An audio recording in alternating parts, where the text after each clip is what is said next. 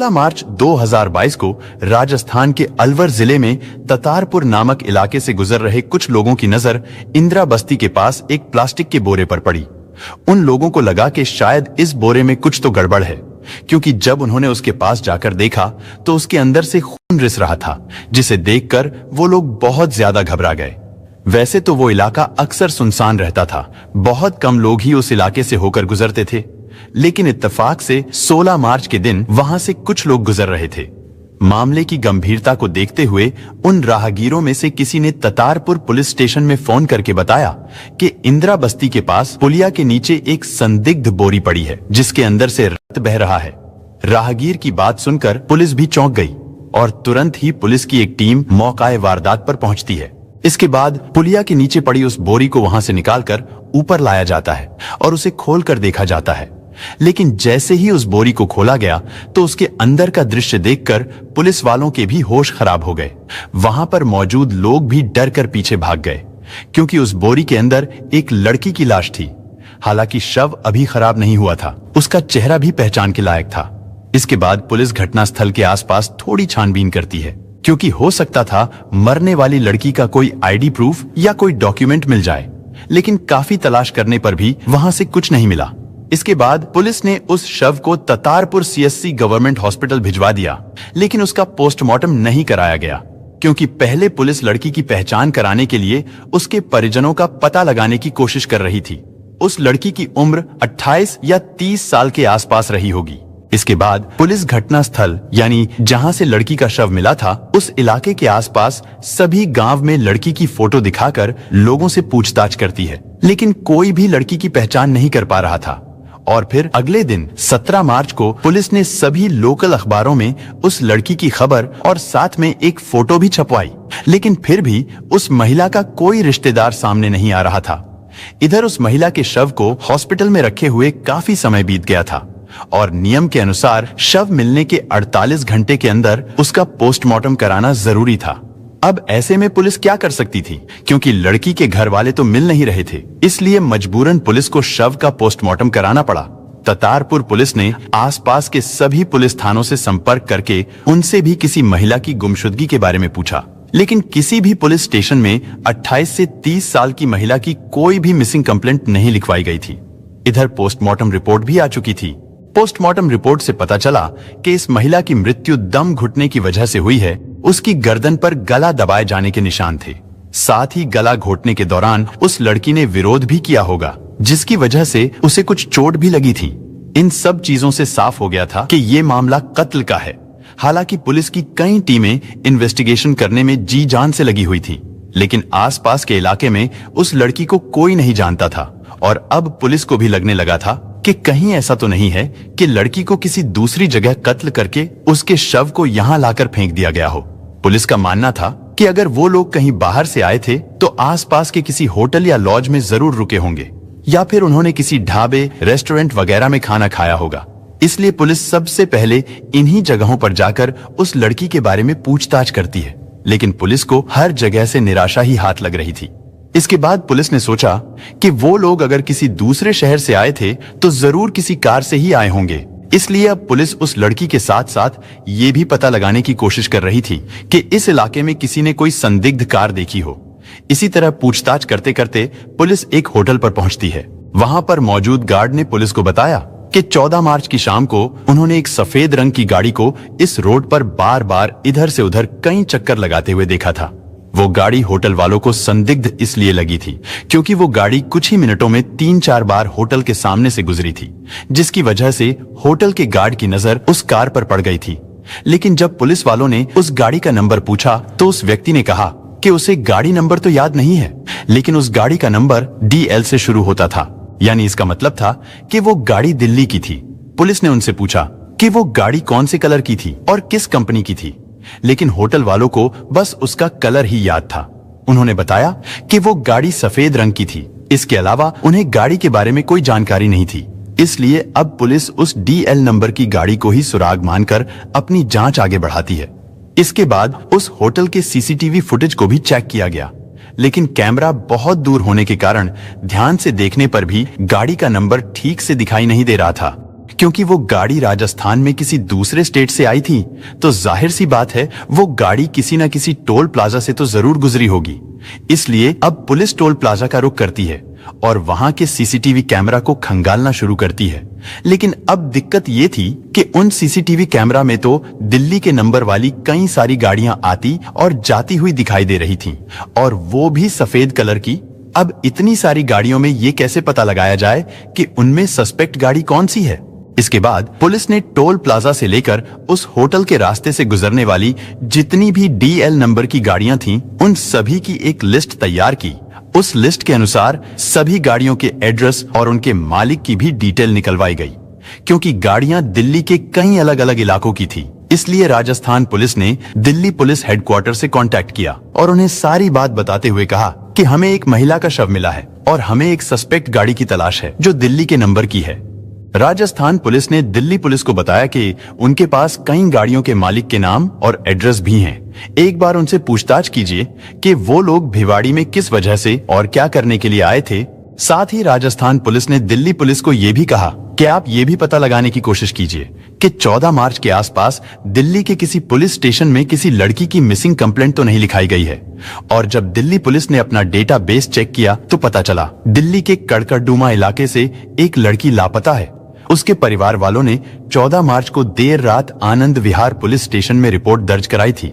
इसके बाद दिल्ली में लापता हुई लड़की और राजस्थान में मिले लड़की के शव की फोटोज को चेक किया गया तो वो दोनों फोटो मैच कर गई। इधर पुलिस की नजर तुरंत उन गाड़ियों की लिस्ट पर भी पड़ी, क्योंकि उस लिस्ट में एक गाड़ी दिल्ली के कड़कड़डूमा इलाके में रजिस्टर्ड थी और वो गाड़ी एक महिला सुनैना गुप्ता के नाम थी।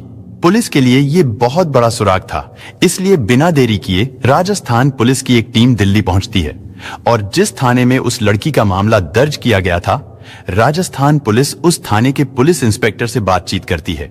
मिसिंग रिपोर्ट के अनुसार उस लड़की का नाम था प्रियंका खत्री, जिसकी उम्र 28 साल थी। वो एक ट्यूशन टीचर थी। प्रियंका 14 मार्च को अपने घर वालों से ये कहकर निकली थी कि वो ATM से पैसे निकालने जा रही है। उसने अपनी माँ से कहा था कि वो शाम 4 से 4:30 बजे तक वापस लौट आएगी।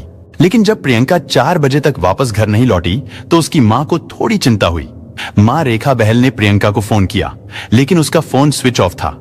इंतजार करते करते शाम के 7:30 बज गए और जब प्रियंका 8 बजे तक भी घर वापस नहीं लौटी तो रेखा ने अपने पति पंकज को इस बात की जानकारी दी, जिसके बाद पंकज और उनके रिश्तेदारों ने मिलकर प्रियंका को ढूंढना शुरू कर दिया।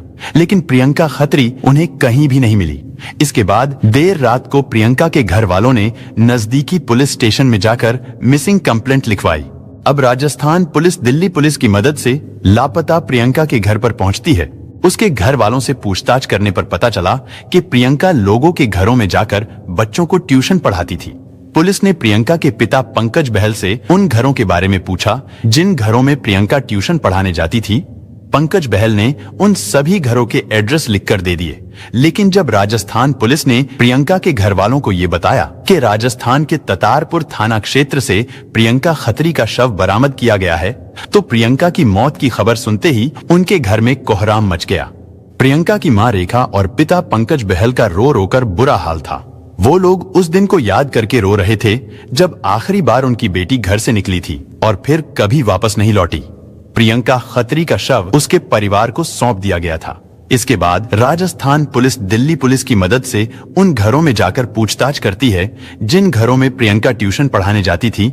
उन सब के बयान दर्ज किए जाते हैं। ऐसे ही पूछताछ करते करते पुलिस एक ऐसे घर पर पहुंची जिस घर में केवल एक ही महिला थी। उसके पति काम पर गए हुए थे और बच्चे भी स्कूल गए हुए थे। पुलिस ने सबसे पहले उस महिला का नाम पूछा। महिला ने अपना नाम सुनैना गुप्ता बताया। ये नाम सुनते ही पुलिस वालों की आंखें चमक उठी, क्योंकि ये तो वही महिला थी जिसकी कार राजस्थान के ततारपुर इलाके में पाई गई थी और उस गाड़ी का रजिस्ट्रेशन एड्रेस भी एग्जैक्ट इसी घर का था। पुलिस तुरंत समझ गई थी कि इस महिला का प्रियंका के कत्ल के साथ कुछ तो कनेक्शन जरूर है। इसलिए पहले तो पुलिस सुनैना से आराम से बैठकर बात करती है और उससे प्रियंका के बारे में पूछती है। सुनैना ने पुलिस को बताया कि प्रियंका खत्री पिछले 7 सालों से उनके घर पर आकर बच्चों को ट्यूशन पढ़ा रही थी, लेकिन 14 मार्च से उसने आना छोड़ दिया था और जब हमने उनके घर वालों को फोन करके पूछा तो पता चला कि वो तो अचानक कहीं गायब हो गई है। पुलिस ने सुनैना से पूछा कि आपके पति कहां पर हैं? आप उनको बुलाइए। हमें उनसे भी पूछताछ करनी है। सुनैना ने अपने पति कपिल गुप्ता को फोन करके घर बुलाया। कपिल गुप्ता ने भी प्रियंका के बारे में सारी वही बातें बताई जो उसकी पत्नी ने बताई थी। लेकिन जब पुलिस ने सुनैना से पूछा कि 14 मार्च को आपकी कार राजस्थान में क्या करने गई थी, साथ ही पुलिस ने उन्हें वो तस्वीरें भी दिखाई जो सीसीटीवी कैमरा से निकलवाई गई थी। ये सब देखकर सुनैना घबरा गई। उसने कहा कि मैं उस दिन गाड़ी में नहीं थी, बल्कि मैं तो 14 मार्च को अपने घर पर ही थी। इसके बाद पुलिस ने कपिल गुप्ता से उस गाड़ी के बारे में पूछा तो कपिल गुप्ता जवाब देते हुए घबराने लगा। बोलते हुए उसकी जबान लड़खड़ा रही थी, जिसे देखकर पुलिस समझ गई थी कि कुछ तो गड़बड़ जरूर है। पुलिस को लगने लगा था कि ये दोनों पति पत्नी कुछ छिपा रहे हैं। लेकिन जब उन दोनों से थोड़ी कड़ाई से पूछताछ की गई तो कपिल और सुनैना जल्दी ही टूट गए। और जब उनसे पूछा गया कि उन्होंने प्रियंका का कत्ल क्यों किया है, एक ट्यूशन टीचर से आखिर कौन सी दुश्मनी थी जिसकी वजह से उन दोनों पति पत्नी ने मिलकर उसे कत्ल कर दिया था। दरअसल दिल्ली के कड़कड्डुमा इलाके में रहने वाला 39 साल का कपिल गुप्ता एक बिजनेसमैन था। उसका कपड़ों का बिजनेस था। 38 साल की सुनैना उसकी पत्नी थी। उनके 2 बच्चे भी थे। उनके घर से थोड़ी ही दूर पर प्रियंका खत्री भी अपने परिवार के साथ रहती थी। प्रियंका 20 साल की उम्र से ही सुनैना और कपिल के घर बच्चों को ट्यूशन पढ़ाने लगी थी। लेकिन ट्यूशन पढ़ाने के दौरान ही धीरे धीरे कपिल और प्रियंका में बातचीत शुरू हो गई थी। जिस समय प्रियंका बच्चों को ट्यूशन पढ़ाने के लिए कपिल गुप्ता के घर पर आती थी, उस समय अक्सर सुनैना किसी काम से बाहर रहती थी। कपिल ने बताया, बच्चों को ट्यूशन पढ़ाते हुए प्रियंका को 2 साल भी नहीं हुए थे। प्रियंका और उसके बीच संबंध बनने शुरू हो गए। हालांकि कपिल प्रियंका से 10 साल बड़ा था, वो शादीशुदा था और उसके 2 बच्चे भी थे। लेकिन अजीब बात यह थी कि उन दोनों के रिश्ते की भनक ना तो प्रियंका के घर वालों को लगी और ना ही सुनैना को लगी थी। जैसे जैसे समय बीत रहा था, वैसे ही उन दोनों का प्यार भी दिन प्रतिदिन बढ़ता ही जा रहा था। वो दोनों अब घूमने के लिए बाहर भी जाने लगे थे। क्योंकि कपिल एक बिजनेसमैन था तो उसे रुपए पैसों की कोई कमी नहीं थी। वो ज्यादातर बाहर ही रहता था, इसलिए घर आने जाने का उसका कोई टाइम फिक्स नहीं था, जिस कारण कभी सुनैना ने भी उस पर शक नहीं किया था। कपिल ने बताया कि सुनैना को शक ना हो, इसलिए प्रियंका उसके बेटे को राखी भी बांधती थी। कपिल अपनी लाइफ में सेटल हो चुका था। इधर समय के साथ साथ प्रियंका की उम्र बढ़ती जा रही थी। उसके घर वाले भी शादी करना चाहते थे, लेकिन प्रियंका अपने करियर का बहाना बनाकर शादी की बात को टाल देती थी। हालांकि उसके पिता पंकज ने 2 बार जबरदस्ती करके उसकी सगाई भी कर दी थी, लेकिन प्रियंका शादी से पहले उन लड़कों से कपिल की बात करवा देती थी। जब उन लड़कों को पता चलता कि प्रियंका का किसी और के साथ अफेयर है, तो वो लड़के सगाई तोड़ देते थे। इतना ही नहीं, घर वालों पर प्रेशर बनाए रखने के लिए प्रियंका ने एक बार जहर भी खा लिया था, क्योंकि वो अभी शादी नहीं करना चाहती थी। दरअसल वो कपिल के प्यार में बिल्कुल पागल हो चुकी थी। पूछताछ के दौरान कपिल ने पुलिस को बताया कि इन 7 सालों में उसने प्रियंका के ऊपर करीब 40 लाख रुपए खर्च किए हैं। पूछताछ में आरोपी कपिल ने बताया कि प्रियंका को खूबसूरत दिखने का बहुत शौक था, जिसके लिए वो महंगी दवाइयां और महंगे इंजेक्शंस का इस्तेमाल करती थीं, और ये सारा खर्च भी कपिल ही उठाता था। लेकिन अब प्रियंका कपिल के ऊपर शादी करने को लेकर दबाव बनाने लगी थी। हालांकि प्रियंका ये बात अच्छी तरह से जानती थी कि वो जिससे प्यार करती है वो शादीशुदा है, तो फिर वो उससे कैसे शादी कर सकता था। कपिल के अनुसार प्रियंका शादी को लेकर जिद करने लगी थी, लेकिन कपिल फिर भी उसे टालता रहता था। इधर प्रियंका को भी लगने लगा था कि कपिल अपनी पत्नी सुनैना के होते हुए उससे कभी भी शादी नहीं करेगा। इसलिए अब प्रियंका ने सुनैना को ही रास्ते से हटाने का प्लान बनाना शुरू कर दिया था। और फिर एक दिन प्रियंका ने कपिल गुप्ता से कहा कि जब तक तुम्हारी पत्नी जिंदा है तब तक तुम मुझसे शादी नहीं करोगे, लेकिन अगर हम दोनों मिलकर सुनैना को अपने रास्ते से हटा दें तो फिर हम दोनों आराम से शादी कर लेंगे। ये सुनकर कपिल बुरी तरह घबरा गया। उसने कहा कि तुम ये क्या बोल रही हो। इस बात को लेकर उन दोनों में बहस होने लगी। देखते ही देखते ये बहस इतनी ज्यादा बढ़ गई कि प्रियंका ने कपिल को धमकी दे डाली। उसने कहा कि अगर तुमने मुझसे शादी नहीं की तो मैं हम दोनों के रिश्ते के बारे में सबको बता दूंगी। कपिल प्रियंका को बहुत समझाता है, उसकी मिन्नतें करता है कि ऐसा मत करो, मेरा परिवार तबाह हो जाएगा। लेकिन आखिर में जाते जाते प्रियंका ने कपिल से कहा कि ठीक है, मैं किसी को कुछ नहीं बताऊंगी और ना ही अब मुझे तुम्हारे साथ रहना है, लेकिन इसके लिए तुम्हें मुझे 50 लाख रुपए देने पड़ेंगे। अगर 50 लाख रुपए देने के लिए तैयार नहीं हो तो फिर मुझे सबको बताना पड़ेगा। कपिल ने उस समय प्रियंका को 50 लाख रुपए देने की बात कबूल कर ली, लेकिन अब कपिल के सामने 2 ही रास्ते थे। या तो वो अपनी प्रेमिका को 50 लाख रुपए दे दे या फिर अपनी पत्नी को कत्ल करके प्रेमिका से शादी कर ले। लेकिन कपिल ने तीसरा रास्ता अपनाया। उसने अपनी पत्नी सुनैना को प्रियंका और अपने रिश्तों के बारे में सब कुछ बता दिया और उससे माफी भी मांग ली। आखिर वो सुनैना का पति था, इसलिए सुनैना ने भी कपिल गुप्ता को माफ कर दिया। और तो और उसने सुनैना को प्रियंका द्वारा उसके कत्ल की साजिश रचने वाली बात भी बता दी। और फिर यहीं से ये सारी कहानी पलट जाती है। पहले तो उसकी प्रेमिका ने कहा था कि तुम अपनी पत्नी सुनैना को कत्ल कर दो, लेकिन अब उसकी पत्नी ने कहा कि तुम अपनी प्रेमिका प्रियंका को ही कत्ल कर दो, क्योंकि सुनैना का कहना था कि अगर तुमने उसे 50 लाख रुपए दे भी दिए तो वो कुछ समय बाद फिर से ब्लैकमेल करेगी। सुनैना ने कहा कि अब इससे बचने का केवल एक ही रास्ता है और वो ये कि प्रियंका को हमेशा के लिए रास्ते से हटा दो। कपिल को अपनी पत्नी का आइडिया पसंद आ गया। इसके बाद वो दोनों मिलकर प्रियंका को रास्ते से हटाने का प्लान बनाते हैं। इस कत्ल में उन्होंने अपने 2 नौकर राजकिशोर और सचिन को भी शामिल कर लिया था। और फिर 14 मार्च 2022 को सुबह से ही कपिल अपने दोनों नौकर राजकिशोर और सचिन को खूब शराब पिलानी शुरू कर देता है, ताकि वो दोनों कत्ल करने से पहले ही डरकर पीछे ना हट जाए, क्योंकि वो दोनों कोई पेशावर कातिल नहीं थे और ना ही उन्होंने इससे पहले कभी कोई कत्ल किया था। खैर, दोपहर में कपिल दोनों नौकरों को फोर्ड इको स्पोर्ट कार में बैठाकर गाड़ी को मेन रोड पर लेकर आता है। वहां गाड़ी को रोककर उसने प्रियंका को फोन किया और कहा कि कुछ जरूरी काम है, तुम जल्दी से आ जाओ। इसके बाद प्रियंका अपनी मां से झूठ बोलती है कि वो एटीएम से कुछ पैसे निकालने जा रही है, लेकिन वो एटीएम नहीं गई, वो तो सीधी कपिल के पास गई थी। कपिल उसे गाड़ी में बैठने को कहता है तो प्रियंका गाड़ी में ड्राइवर के पास वाली सीट पर बैठ जाती है। उसके बैठते ही गाड़ी चल पड़ती है। कपिल ने प्रियंका से कहा कि हम लोग घूमने जा रहे हैं। इसके बाद कपिल सीधे राजस्थान की ओर निकल जाता है। कपिल जानबूझकर गाड़ी को कम स्पीड से चला रहा था, क्योंकि वो चाहता था कि राजस्थान पहुंचने से पहले ही शाम हो जाए। और जब उसे लगा कि अब रोड पर लोगों की आवाजाही काफी कम हो गई है, तो कपिल ने कार में भजन चलाना शुरू कर दिया और वॉल्यूम को फुल कर दिया, ताकि अगर प्रियंका चीखने चिल्लाने लगे तो भी उसकी आवाज बाहर न जाए। इसके बाद कपिल की ओर से इशारा मिलते ही पीछे से दोनों नौकरों ने प्रियंका पर हमला कर दिया। हालांकि प्रियंका भी उन दोनों का विरोध कर रही थी, वो चीख रही थी, चिल्ला रही थी, लेकिन दोनों नौकर उस पर बुरी तरह टूट पड़ते हैं। उन्होंने प्रियंका का गला पकड़कर दबाना शुरू कर दिया और फिर कुछ ही देर में प्रियंका ने दम तोड़ दिया। असल में वो लोग पूरी तैयारी के साथ आए थे। उन्होंने गाड़ी के अंदर ही प्रियंका को एक प्लास्टिक के बोरे में पैक कर दिया। अब वो लोग कोई सुनसान जगह तलाश करते हैं ताकि उस शव को किसी की नजरों में आए बगैर आसानी से ठिकाने लगाया जा सके। जगह ढूंढते ढूंढते वो लोग एक पुलिया के पास पहुंचते हैं। वो जगह बिल्कुल सुनसान थी।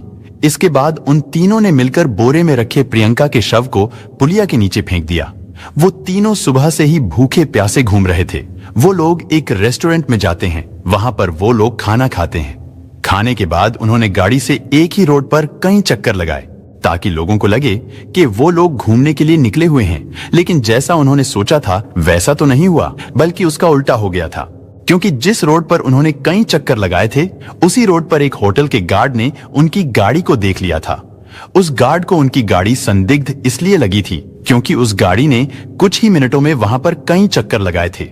अगर उन लोगों ने ऐसा नहीं किया होता तो शायद उस आदमी की नजर उनकी गाड़ी पर ना पड़ती। पुलिस का भी यही कहना था कि यहीं से उन्हें पहला सुराग मिला था। नहीं तो इस मामले को सॉल्व करने में पुलिस को ना जाने कितने दिनों तक किसी सुराग या सबूत के लिए इधर उधर भटकना पड़ता। इसके बाद पुलिस ने सुनैना गुप्ता, कपिल गुप्ता, राजकिशोर और सचिन को अरेस्ट कर लिया था।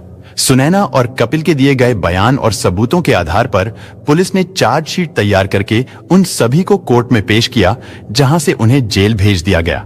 फिलहाल इस केस के बारे में बात करें तो सभी आरोपियों के खिलाफ कानूनी कार्रवाई चल रही है।